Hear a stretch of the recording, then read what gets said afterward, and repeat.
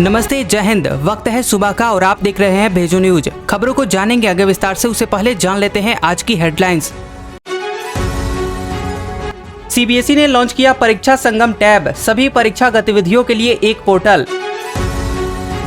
Paper leak होने के बाद दोबारा हो रही हिमाचल पुलिस की परीक्षा में जूते, जैकेट व गहने पर लगा बैन। नूपुर शर्मा के खिलाफ लुकआउट नोटिस जारी, पेश होने के लिए कोलकाता पुलिस ने भेजा था समन। हैदराबाद में भाजपा की राष्ट्रीय कार्यकारिणी की 2 दिवसीय बैठक हुई शुरू। मणिपुर में सेना का रेस्क्यू ऑपरेशन जारी, 2 सैनिक समेत 26 सिविलियन अब भी लापता। मोहम्मद जुबैर पर दिल्ली पुलिस ने नया मुकदमा किया दर्ज, सबूत मिटाने और गलत तरीके से विदेशी फंडिंग लेने के लगे हैं आरोप। यूएई ने महिलाओं को दिया ये बड़ा तोहफा, विदेशियों से शादी करने वाली महिलाओं के बच्चों को भी दी जाएगी यूएई की नागरिकता। संजय राउत ने किया दावा, मुझे भी गुवाहाटी जाने के लिए मिला था ऑफर। पाकिस्तान में सैमसंग कंपनी पर ईश निंदा का लगा आरोप, लोगों ने जमकर किया बवाल, हिरासत में 27 कर्मचारी।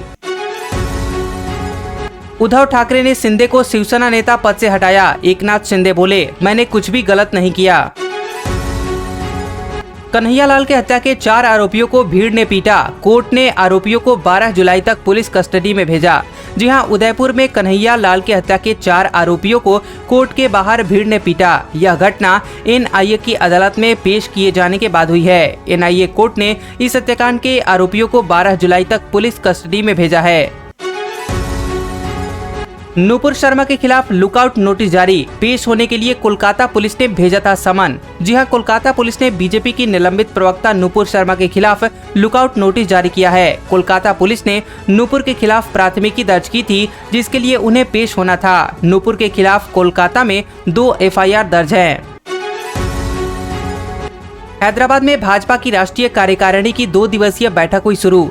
जी हां, हैदराबाद में भाजपा की राष्ट्रीय कार्यकारिणी की 2 दिवसीय बैठक शुरू हो गई है। प्रधानमंत्री मोदी ने राष्ट्रीय कार्यकारिणी की बैठक का उद्घाटन किया। बैठक में पार्टी के सभी बड़े पदाधिकारी मौजूद रहेंगे। इसमें आगामी चुनाव को लेकर पार्टी की रणनीतियों पर मंथन होगा। सीबीएसई ने लॉन्च किया परीक्षा संगम टैब, सभी परीक्षा गतिविधियों के लिए एक पोर्टल। जी हां, केंद्रीय माध्यमिक शिक्षा बोर्ड यानी सीबीएसई ने अपनी आधिकारिक वेबसाइट cbse.gov.in पर एक नया टैब लॉन्च किया है। बोर्ड के अनुसार नया टैब परीक्षा संगम सभी परीक्षा गतिविधियों के लिए एक व्यापक वन स्टॉप पोर्टल है। सीबीएसई बोर्ड सेकेंड टर्म परीक्षा का रिजल्ट अभी जारी होना है। ऐसे में इस पोर्टल से छात्र रिजल्ट की सारी जानकारी प्राप्त कर सकते हैं। मणिपुर में सेना का रेस्क्यू ऑपरेशन जारी, 2 सैनिक समेत 26 सिविलियन अब भी लापता।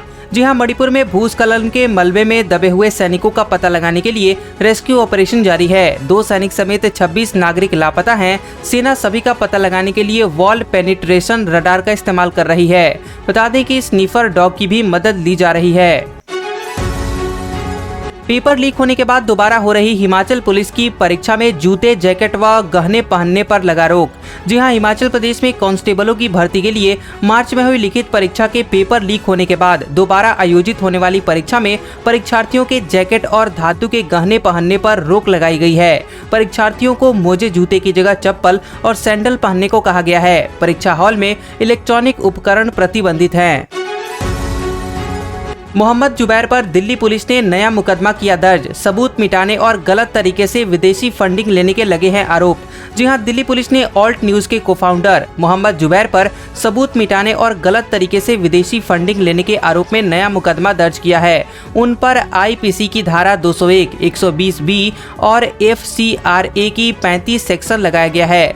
जुबैर की 4 दिन की पुलिस रिमांड पूरी होने के बाद दिल्ली पुलिस ने कोर्ट से उसकी जुडिशियल कस्टडी मांगी है। तो उधर जुबैर के वकील ने उनकी जमानत के लिए याचिका दायर की है। गौरतलब है कि 27 जून को पुलिस ने जुबैर को धार्मिक भावनाएं आहत करने के आरोप में गिरफ्तार किया था। नूपुर शर्मा पर आरएसएस का बड़ा बयान, उदयपुर की घटना तालिबानी सोच का है नतीजा। जी हां, नूपुर शर्मा पर आरएसएस का बड़ा बयान सामने आया है, जिसमें कहा गया है कि उदयपुर की हत्या उकसावे में नहीं बल्कि तालिबानी सोच का नतीजा है। आरएसएस के प्रचार प्रमुख सुनील आम्बेकर ने एक कार्यक्रम में कहा कि उदयपुर में जो हुआ वह उकसावे पर की गई प्रतिक्रिया नहीं थी, बल्कि एक खास मानसिकता और मान्यता का परिणाम था। गौरतलब है कि पैगंबर मोहम्मद पर दिए गए बयान को लेकर सुप्रीम कोर्ट ने निलंबित बीजेपी की प्रवक्ता नूपुर शर्मा को फटकार लगाई है। यूएई ने महिलाओं को दिया ये बड़ा तोहफा, विदेशियों से शादी करने वाली महिलाओं के बच्चों को भी दी जाएगी यूएई की नागरिकता। जी हां, यूएई के राष्ट्रपति शेख मोहम्मद बिन जायद अल नहयान ने यूएई की महिलाओं को एक बड़ा तोहफा देते हुए घोषणा की है कि अब विदेशियों से शादी करने वाली महिलाओं के बच्चों को भी यूएई की नागरिकता दी जाएगी। पहले यह अधिकार सिर्फ यूएई में पुरुषों के पास था, जिसे अब बदल दिया गया है। केंद्र ने महाराष्ट्र के केमिस्ट हत्याकांड की जांच एनआईए को सौंपने का दिया आदेश। जी हां, केंद्रीय गृह मंत्री अमित शाह ने राष्ट्रीय जांच एजेंसी यानी एनआईए को एक केमिस्ट की हत्या की जांच करने का निर्देश दिया है, जिसकी एक सप्ताह पहले महाराष्ट्र के अमरावती में गला काटकर जान ले ली गई थी। बता दें कि भाजपा ने कहा है कि उमेश कोल्हे की हत्या नूपुर शर्मा के समर्थन में पोस्ट करने के बाद की गई है। संजय राउत ने किया दावा, कहा मुझे भी गुवाहाटी जाने के लिए मिला था ऑफर। जी हां, महाराष्ट्र में चल रहे सियासी घमासान के बीच शिवसेना के सांसद संजय राउत ने एक बड़ा दावा किया है। उन्होंने कहा कि शिंदे गुट की तरफ से उन्हें भी गुवाहाटी जाने की पेशकश हुई थी। उन्होंने कहा कि मुझे भी गुवाहाटी का ऑफर मिला था, लेकिन मैं वहां गया नहीं। मैं बालासाहेब ठाकरे को मानने वाला हूं। जब सच आपकी तरफ हो तो किसका डर।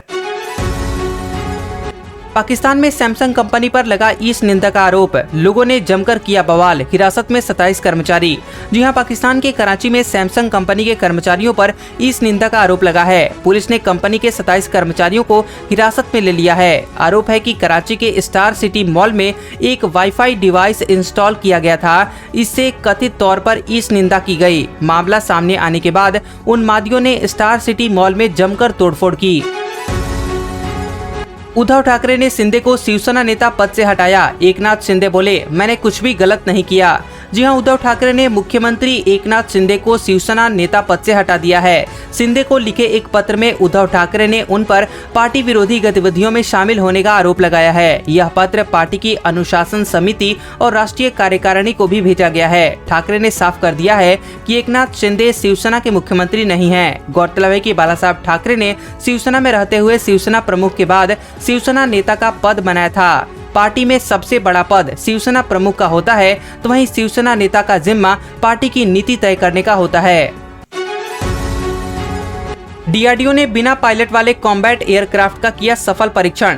जी हां, रक्षा अनुसंधान और विकास संगठन यानी डीआरडीओ ने बिना पायलट वाले कॉम्बैट एयरक्राफ्ट का सफल परीक्षण किया है। इस अनमैन्ड यानी बिना पायलट वाले एयरक्राफ्ट ने कर्नाटक के चित्रदुर्ग में एरोनॉटिकल टेस्ट रेंज में उड़ान भरी। ये परीक्षण कर्नाटक के चित्रदुर्ग में किया गया। इस विमान में इस्तेमाल एयरफ्रेम, एवियोनिक्स सिस्टम और फ्लाइट कंट्रोल सिस्टम देश में ही बने हैं। इस लिहाज से इसे बड़ी कामयाबी के तौर पर देखा जा रहा है। अब जान लेते हैं कुछ काम की खबरें। झारखंड ग्रामीण स्वास्थ्य मिशन सोसाइटी ने कम्युनिटी हेल्थ ऑफिसर के पदों को भरने के लिए आवेदन मांगे हैं। उम्मीदवार JRHMS की ऑफिशियल वेबसाइट jrhms.jharkhand.gov.in पर जाकर अप्लाई कर सकते हैं। इन पदों के लिए आवेदन की अंतिम तारीख 10 जुलाई है। कुल पदों की संख्या 400 है। भारत संचार निगम लिमिटेड ने अप्रेंटिस वैकेंसी के लिए नोटिफिकेशन जारी किया है। इस नोटिफिकेशन के मुताबिक उम्मीदवार विभाग की ऑफिशियल वेबसाइट portal.mhrDNATS.gov.in पर ऑनलाइन आवेदन कर सकते हैं। ये भर्तियां 1 साल के लिए की जा रही हैं। उम्मीदवार 19 जुलाई 2022 तक आवेदन कर सकते हैं। अब जान लेते हैं आज का मौसम समाचार।